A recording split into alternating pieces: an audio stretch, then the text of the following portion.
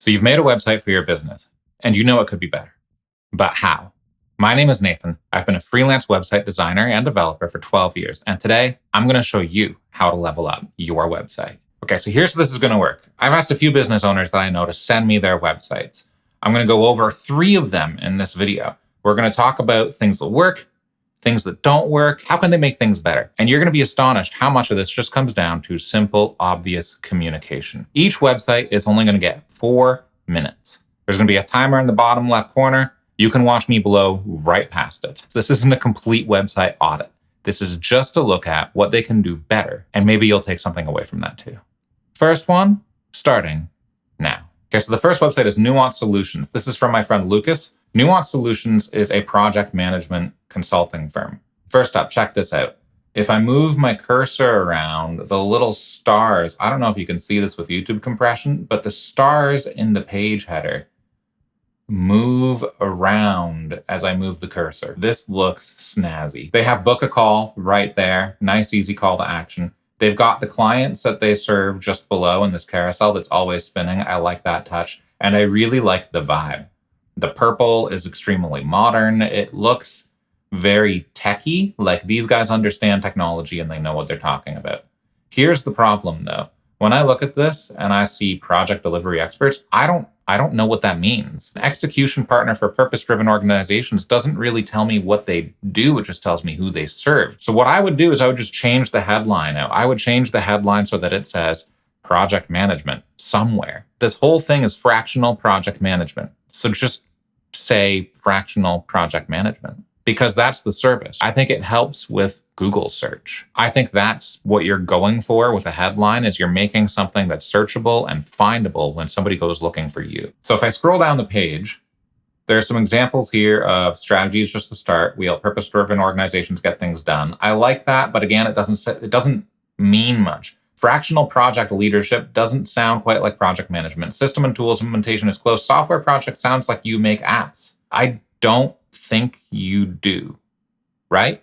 And as I scroll, there's less clarity here for me about what it is that Nuance Solutions does. Execution support, capacity building, technology enablement. We are blurring the lines here between project management, IT company, and development studio. What I want to see when I'm looking here are case studies. I want to see clear examples of the kind of work you've done and who you've done it for. They don't have to be crazy detailed or anything. They just need to be obvious so I can see at a glance what it is that you do and how you do it.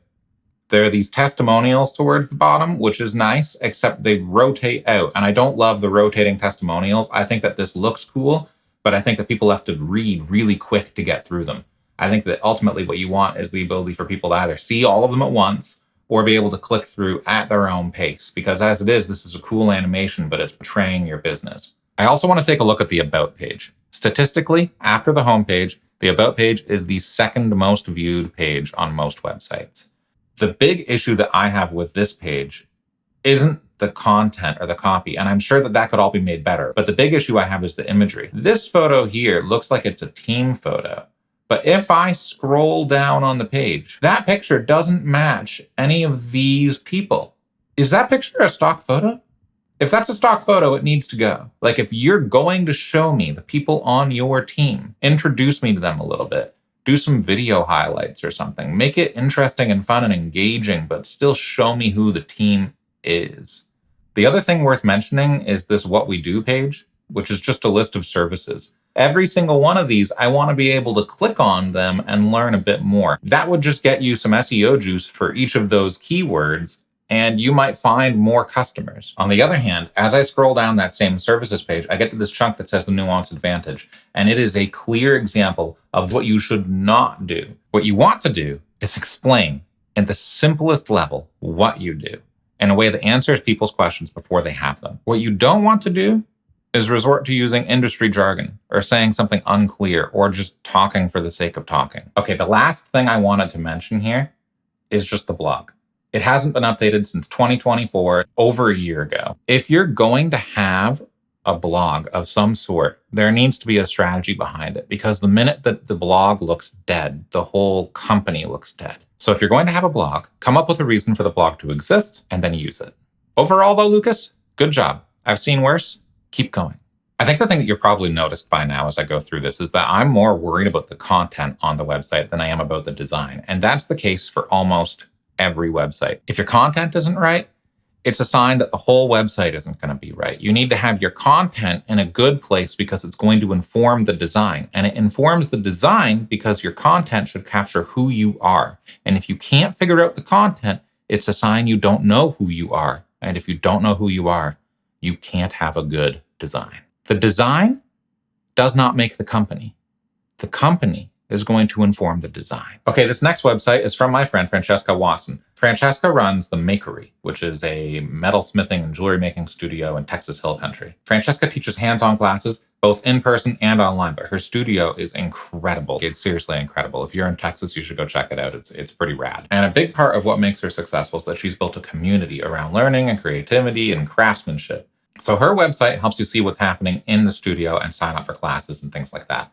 So if I scroll down, you'll see that there are lapidary workshops, which is a word I cannot say, so sorry if I butchered that. Below that, there are in-studio workshops, online workshop seats, and a link to the subscriber community. And then below that, you can learn more about the subscriber program and then just see a list of calendar dates of things that are happening in the studio. Okay, so Francesca, I have a lot of notes on this website, but it's actually a really great example of how we can kind of make a few small changes and start making things much better. First up, okay, so the tagline up here is a mistake a lot of people make. They put their business tagline as their site's main headline. In this case, it's learn, connect, create. My question is learn what, connect with what, create what. So you don't need to say learn metalworking, connect with other metalworkers, create jewelry. I think you could remove the tagline altogether, just to be clear. I just think that you need something that is a little bit more clear from the top about what it is that you do and what it is that you offer. And then that will make the rest of this page a whole lot clearer as far as your structure goes, right? Because you're going to start optimizing for that message up top rather than just throwing everything on here. The other critical thing you can do, I'm going to scroll way down here. This calendar has to go. Okay, so there's a reason if you're looking at a band's website and you want to see when they go on tour, that they just list out all of the dates and the locations. It turns out that it's a lot easier for people just to read a list than it is for them to scan a calendar looking for dates. I don't know why that is, but every test I've ever done, every study I've ever shown, it's clearly a lot easier not to look at the calendar. So save yourself the widget, get rid of the calendar altogether, and then just put it all in a list. That's going to save you maybe a little bit of money on your calendar plugin, and then it might make it just a little bit easier for people to read, see what's going on, and possibly give you their money. Okay, and the other thing I would say is that you could add more content to this page to explain a little bit more about what you do. Give examples of what people have made, show what people have learned. It doesn't have to be fancy, but just giving people a taste of what they can expect when they come to the studio is going to be huge. Okay, the other thing I want to talk about is just the overall design. You have an opportunity to combine the visual language of metalsmithing and the visual language of jewelry making.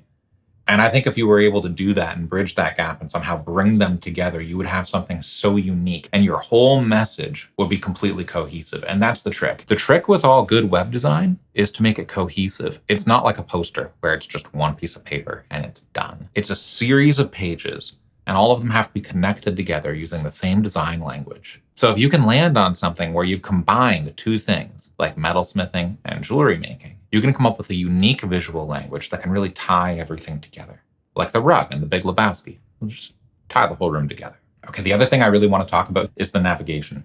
If I'm not an advanced user, I don't know the difference between the workshop login, the subscriber login, and then this little login icon over here. This is too much. You have a bunch of drop downs also for the learning opportunities. The About Us pages have several options. One of them says that it's under construction, but meanwhile, there's an About You page for you, Francesca. And I think it looks fine. It looks great even, but there's no information about the studio as a whole. And this is really common for a lot of new businesses and for a lot of people that just have a lot of stuff and aren't totally sure where to put all of it. One more thing on the navigation that's worth mentioning. When I click on workshop login or subscriber login, I'll go to a different site. But now the navigation is completely different. There's no way to get back easily, and there's no way to keep exploring anything else on the site. If you were able to streamline the navigation and then make them match in both places, it would feel a lot easier to find your way around. And then I think you wouldn't lose people quite as quickly if you're having any kind of drop off in retention rate after somebody clicks on a login page. Okay, I could go a lot deeper on the Makery website, but for now, I'm going to leave it there. Francesca, hopefully this is enough to get you started. Change out that tagline on the home page, play a little bit with your navigation and see if you can streamline it or combine a couple of pages. And I think it's going to be a lot easier for people to find their way around and to figure out who you are and what you do and what makes you so awesome. Okay, my last website for the day is from my friend Kevin. This is KLMC. It's his marketing business. I love the general aesthetic. I like the blue. I like the yellow. I'm a sucker for yellow. And I like that there's like this illustrated vibe as I scroll down with these lines everywhere. And the art has an illustrated effect that feels very personal. I like it. What I don't like is the obvious stock imagery. Kevin, I know you personally. We are friends. This is not your face. And to be clear, it's not just this one picture. All I did was scroll down the homepage. There's another. And here's another one. And here's another one. I don't think that these are an effective way to communicate with your customers, and I think you've got to get rid of them. Before I move on from the homepage, where do I find your case studies? You have to have case studies on your website. Without case studies, you might as well not exist because it looks like you're brand new. It looks like you've never done any work. The case studies are the proof in the pudding. You have to have them on the website, and ideally they should be on the homepage. That's the whole point. Okay, you also have this page for capabilities. Just call it services. Don't call it capabilities. Services is just easier for everybody to understand at a glance. I will get rid of the cutesy headline because I don't think it's doing you any SEO favors. And then for each of these, I'm going to give you the same advice that I gave to Lucas and Nuance. Have a page for each of these. It's great that you have them listed, but have a page for strategy. Have a page for content. Have a page for technology where you can describe all of these things and you can list the case studies related to them in one place. Okay, now I've clicked on the articles page. Now I'm not reading a blog post yet, but it looks like I am because this looks like it's the title of the page, but it's actually just the title of your featured post. And that repeats down here. You have this linked, and until I scroll, I can't see the next one. So it looks like there's only one until I scroll to a magical point. I think that you need to get rid of a lot of this. I think that you need to make the headline up here say blog. I think you need to show me a few posts at a time. And I think it just needs to be a little bit more obvious. And that's sort of what I would say overall about almost all of these websites today, is that I think they need to be more obvious. But Kevin, kudos to you. You've actually written this year A+. So overall, Kevin, here's what I would say to you, and it's going to be really similar to the advice that I gave Lucas and Nuance. You just need more content. You need more case studies. You need more service pages. You need to explain more of what you do, partially for SEO reasons, but also partially because right now your website is your only trust vehicle. And if you're going to use it to grow trust with your clients, you're going to need to give them more information. People won't buy from you if they don't know you. And people don't know you if they only have like 2 pages on your site and no examples of the work that you've done. You have to give them a little bit more. And that's it. 3 websites down. If you like this video and you want your website to be reviewed, leave a comment down below with your URL and some of the goals you're trying to achieve with your website. And I might review it in the next video. Until then, rock on. Hopefully that was good.